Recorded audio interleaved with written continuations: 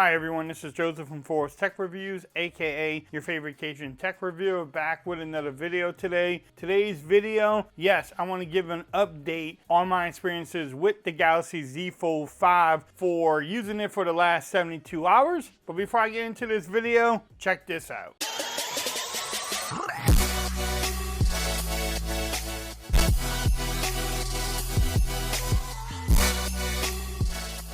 Okay everyone, so I'm back with another video today. Today's video, yes, I've been using the Galaxy Z Fold5 for the last 72 hours and I want to give an update to everyone about my experiences with it. We can have a friendly discussion about what I like, some things that are still annoying about the phone, some things that then change. Can you upgrade or should you upgrade to the Galaxy Z Fold5? We can talk all about that in this video, but you're looking at this beautiful 7.6-inch dynamic AMOLED panel. It's a 2K panel. Samsung is known for their cell phone displays. I mean, they're known for their TVs too, but look at that panel there. Watching YouTube, Netflix, this is why you want this big phone. You can do so much. You can edit on this big screen. It makes it so much easier when you have the 7.6-inch. It's almost like a mini tablet in your hands, and it's a beautiful panel to go along with that. So a lot of people, or some people even switch over from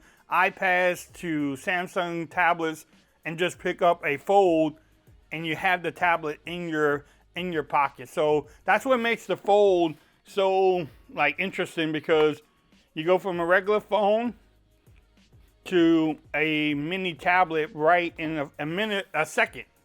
You have, a 7.6-inch little tablet in your pocket. And this display will not disappoint you with the dual speakers. It's a win-win situation. So again, I enjoy watching YouTube, Netflix, TikTok, all on that end of the display. The one thing that Samsung always gets a lot of heat about is this outer display here.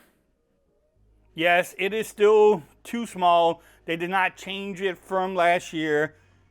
The rumor is in the Z Fold 6 will have a bigger outer display. Only time will tell.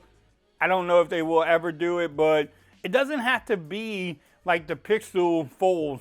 The Pixel Fold has its own little space. This has its own space. It can be millimeters, but it doesn't have to be like 3 or 4 inches bigger. It can be a few centimeters and it will just make it a little bit better for you. But the good thing about having this screen like this, it is a little bit tall, but you can do one-hand use really easy and you won't have a problem. Even if you have small hands, you can use this screen. You can reply to text, you can reply to emails and everything. You can look at Twitter on here.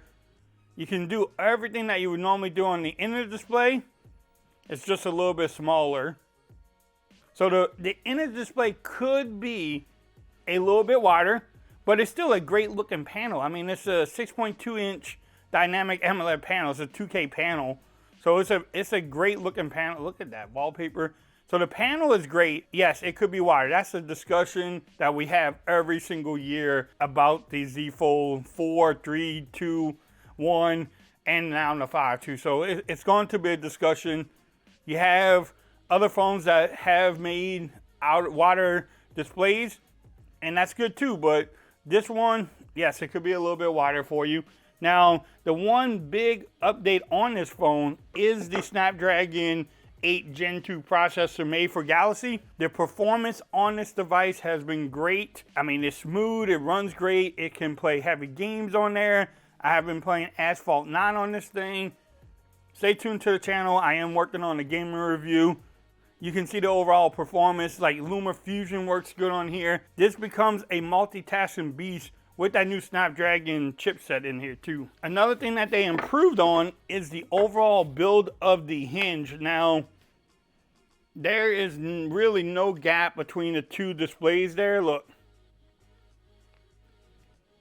And that's a big deal. That used to be one of the gripes that everybody has. Plus this blue with the matte finish sides here is just beautiful.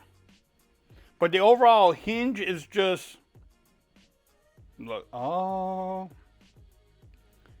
you can just feel it. It's snappier. It closes up beautifully. You don't have that big gap in there to get lint, and dust in there as much as it would on the older ones. So the hinge and the overall design and build is great. Now the one thing about this phone is that it's definitely a big phone. It's heavy in your pocket. Coming from, say, the Nothing Phone 2 or even my Motorola Razr Plus, it's a big phone. And I knew that too. I mean, that's not a big complaint. It is a big phone. We just have to get over that fact of it.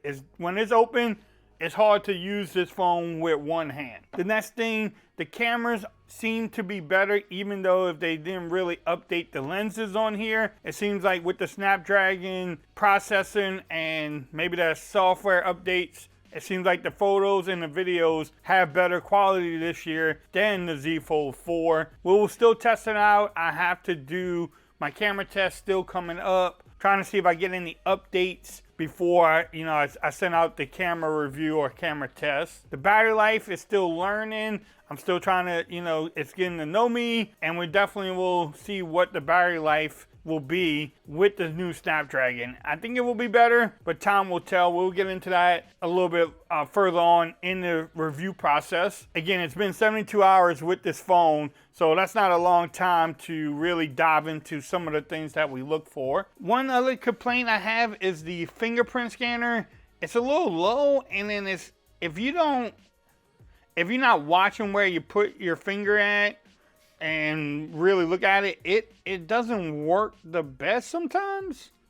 It like misses. I don't know what it is. I have tried to re-image my fingers, and I still have that same problem. That's just one of the little complaints. All right, so multitasking on here is really great. It was great on the Z Fold 4, and it's still even better on the 5. So if I say open up Facebook, with the little taskbar down here, I can easily just go to Twitter and put it wherever I want to.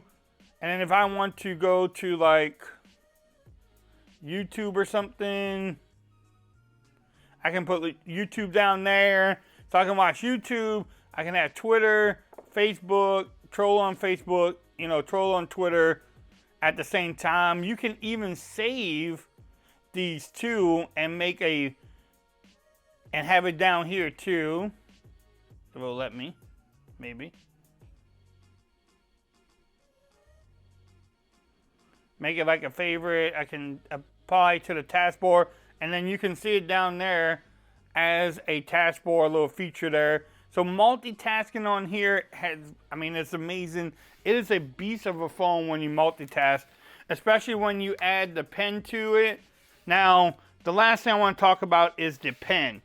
This is a new pen. It's kind of skinny. This one I think feels better in the hands. I'm not sure. I'm trying to use this one more, but it's just, I don't know, it feels weird. I mean, it's still a good build quality, I guess, but it's just a little bit smaller than this one. So I'm still trying to get used to it.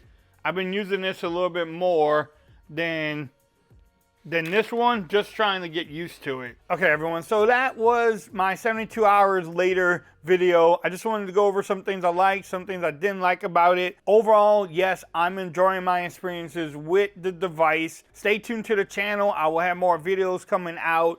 I still have to do the gamer review, camera test.